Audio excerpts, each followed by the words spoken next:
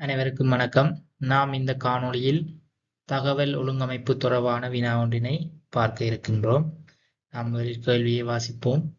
வித்யா, கணிதா, கீதா, சித்திரா ஆகிய பட்டதாரி ஆங்கிலம் பயிற்றப்பட்டவர், சிங்களம் பயிற்றப்பட்டவர், சான்றிதழ் பெறாத ஆசிரியர் ஆகிய இவர்கள் நண்பர்களாவர். ஒரே பாடசாலையில் கணிதம், விஞ்ஞானம், சங்கீதம், சித்திரம் என்பன கற்பிப்போர் ஆவர்.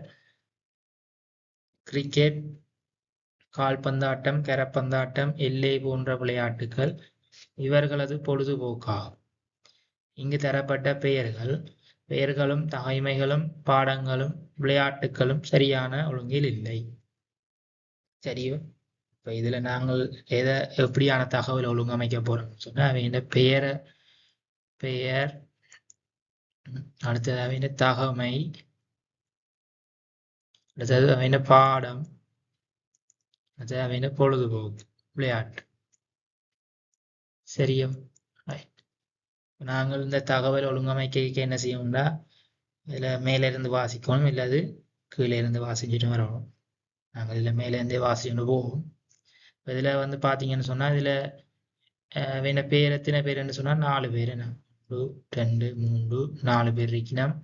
அதே மாதிரி அவையின் பாடங்கள்னு சொல்லி பார்க்கக்குள்ள கணிதம், விஞ்ஞானம், சங்கீதம், சித்திரம்.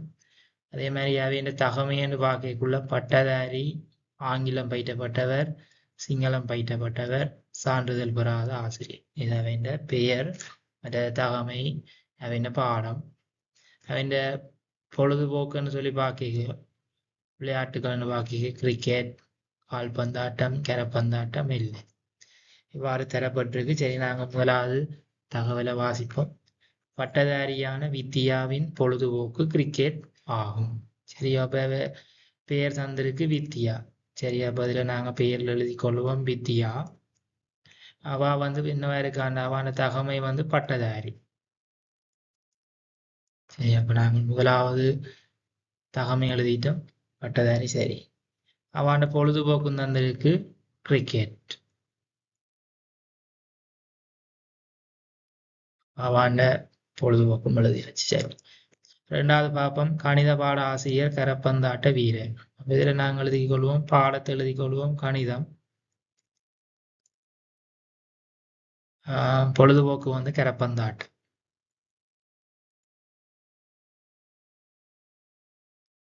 அடுத்த சொல்லியிருக்கு விஞ்ஞான பாட ஆசிரியர். விஞ்ஞான ஆசிரியர் கிரிக்கெட்டையும் இல்லையும் வெறுப்பவர். அப்ப இதுல நாங்கள் எழுதி கொள்வோம் விஞ்ஞான ஆசிரியர், கிரிக்கெட் மற்றது இல்லை, இந்த ரெண்டையும் வெறுப்பு வராமண்டா அப்ப அவருக்கு அது வராது. அப்ப அதை வெட்டி விடுவோம். அடுத்தது பாத்தீங்கன்னு சொன்னா சான்றிதழ் பெறாத ஆசிரியர் கணிதா. அப்ப கணிதாவை எழுதி கொள்வோம். அவன் பேர் தந்திருக்கு. அவ வந்து சான்றிதழ் பெறாத ஆசிரியரா. அவ வந்து ஒரு அபார இல்லை வீரனம். அப்ப நாங்க அதுல அவான பொழுதுபோக்கு எழுதி கொள்ளலாம் இல்லை. அடுத்தது கீதா கால்பந்தாட்டத்தில் ஈடுபடாதவர். அப்ப கீதாக்கு வந்து கால்பந்தாட்டம் வராது, அதையும் பட்டி விடுவோம். அடுத்தது ஆங்கிலம் பயிற்றப்பட்ட ஆசிரியர் கால்பந்தாட்டக்காரராம். சரி, அப்ப இதுல அவன் தகமை எழுதி கொள்வோம். ஆங்கிலம் பயிற்றப்பட்டவர் வந்து கால்பந்தாட்டக்காரராம்.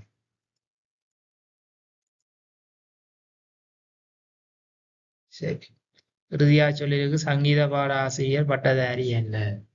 சங்கீத பாட ஆசிரியர் வந்து ஒரு பட்டதாரி இல்லையாம். சரி, நாங்க திருப்பி ஒருக்கா தகவலை வாசிச்சுண்டு வரைக எங்களுக்கு இங்க முழுமையாக்கக்கூடிய மாதிரி இருக்கும்.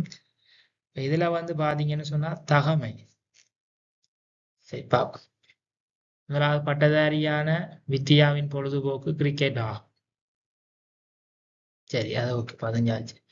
கணித ஆசிரியர் கரப்பந்தாட்ட வீரர் ஆவர். அதுவும் சரி. விஞ்ஞான ஆசிரியர் கிரிக்கெட்டையும் எல்லையும் வெறுப்பார். அவர் விஞ்ஞான ஆசிரியர் வந்து கிரிக்கெட்டையும் எல்லையும் வெறுக்கிறாராம். அப்ப கிரிக்கெட்டும் எல்லையும் விஞ்ஞான பாட ஆசிரியருக்கு வரா. சரியோ? இப்ப விஞ்ஞான பாட ஆசிரியருக்கு நாங்க ஏதாவது போடலாம்னு சொன்னால் சரி, பார்ப்போம். நாங்க அடுத்தையும் பார்ப்போம். கீதா கால்பந்தாட்டத்தில் ஈடுபடாதவர். இப்ப கீதா வந்து கால்பந்தாட்டத்துல ஈடுபட மாட்டாருன்னு சொல்லியாச்சு. கீதா வந்து கால்பந்தாட்டத்துல ஈடுபட மாட்டாருன்னு சொன்னா அங்க வித்தியாவும் கணிதாவும் நிரப்பியாச்சு. சரியோ? வித்தியாவும் கணிதாவும் நிரப்பியாச்சு. அப்ப நாங்க கரப்பந்தாட்டத்துக்கு தான் நாங்க என்ன செய்யலாம், 2 இடைவெளியில கரப்பந்தாட்டமும் கால்பந்தாட்டம் தான் இருக்கு. அப்ப கீதா வந்து கால்பந்தாட்டம் விளையாடாட்டிக்கு நாங்கள் கீதாவை கரப்பந்தாட்டத்துக்கு போட்டுக்கொள்வோம். அடுத்த மிஞ்சிறது வந்து சித்திரா. அதே மாதிரி தகமையிலேயும் மிஞ்சிற தகமை வந்து பாத்தீங்கன்னு சொன்னா சிங்களம் பயிற்றப்பட்ட.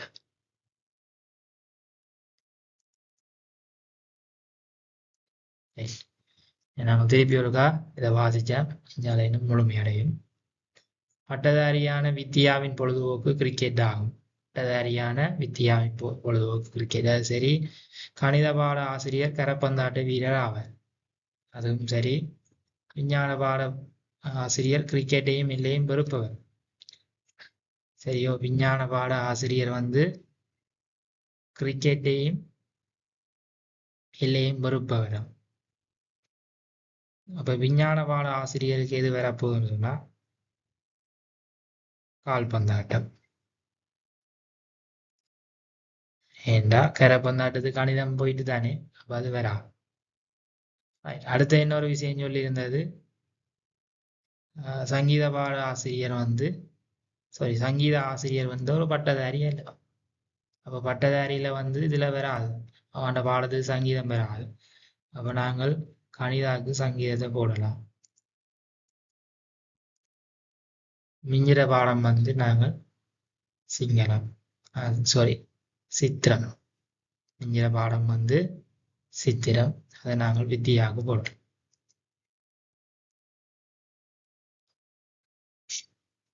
இவ்வாறு நாங்கள் தகவலை முழுமையாக என்ன செய்யாச்சு, ஒழுங்கமைச்சாச்சு. இப்ப நாங்க என்ன செய்ய போறோம், இவடைய பார்ப்போம்.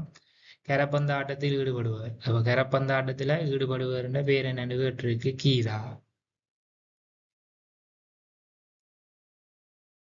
அடுத்த சொல்லிக்கிறோம், சித்திராவின் பொழுதுபோக்கு என்ன? சித்திராண்ட பொழுதுபோக்கு வந்து கால்பந்தாட்டம். சித்திராண்ட பொழுதுபோக்கு வந்து கால்பந்தாட்டம். அதே மாதிரி எல்லை ஆட்டக்காரர் கற்பிக்கும் பாடம். எல்லை ஆட்டக்காரர் கற்பிக்கும் பாடம் சங்கீதம். சங்கீத ஆசிரியரின் கல்வி தகமை சான்றிதழ்